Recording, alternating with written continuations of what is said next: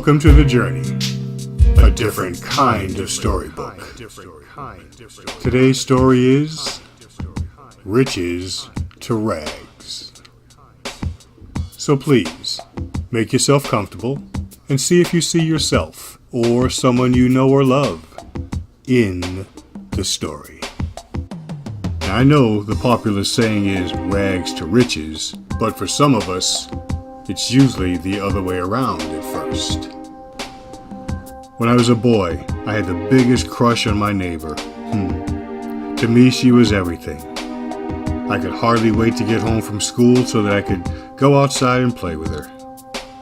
I'd get up early on the weekends so that I could start my day with her. She was my honey, and I was the bee. The good news is that she liked me too. We were sweethearts all through school. She was my first date, in my first car, and she was my prom date. In a nutshell, she was my best friend. Can you say special? When we graduated from high school, we went away to different colleges, but we still wrote and called each other daily. We were both raised in good homes, so I wasn't worried about her going away. After all, we both knew right from wrong. We were raised in a small town, so we were both naive about a lot of things. How many know that knowing is a whole lot different than doing? As the first semester was coming to an end, I was beginning to notice that I wasn't receiving as many letters from her. We both came home for semester break, and initially everything was fine. But something was different about her. She was wearing her hair different. She was wearing a lot more makeup. And the way she was dressed. Like I said, she was different. She told me about the crowd of people that she was hanging around with at school, and I remember this sinking feeling in my stomach. Even though my stomach was sinking, I didn't want to think that I could be losing her. But I was. As the second semester unfolded, I was receiving fewer and fewer letters from her, and I was leaving more and more messages for her when I called her. After a few weeks, I called her and she actually answered the phone. I asked her if I could come and see her for a weekend. She said yes, but there was hesitation in her voice. Hesitation? My sweetheart wasn't sure if she wanted to see me?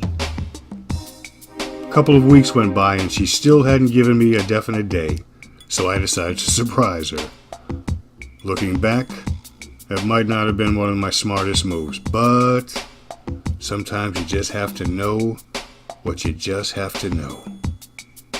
Can I get a witness? When I arrived, the shocked look on her face said it all. Can you say busted?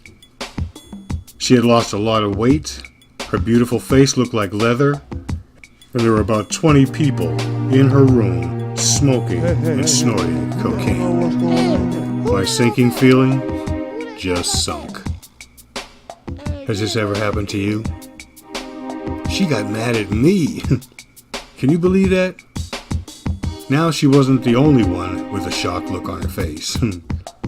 I couldn't believe what I was seeing as I looked around the room. We made eye contact and looked deep into each other's eyes, all the way down to our souls.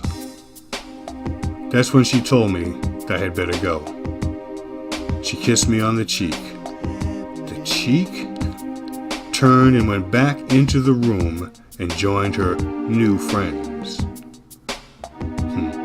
New friends. I stood in the doorway for a few more minutes, and then I felt my heart break. Maybe I was hoping that she would snap out of it and come home with me, but she didn't. With tears in my eyes, I turned and closed the door behind me. I must have experienced a half a dozen emotions on that long ride home. I dropped out of school and went back to that tiny town and began to live the rest of my life. I never heard from Jackie again. A couple of months later, her mother came by my house to tell me that her daughter, my honey, had died. She was partying with her new friends and suffered a massive heart attack. I was devastated, but not surprised. I recently heard a minister give a definition of what sin does. Are you ready? He said that sin first fascinates, and then it assassinates. Whew. That statement inspired me to write this story. Oh, by the way, this is not a true story. But then again, maybe it is. Never give up. Love and peace. Brother Charles.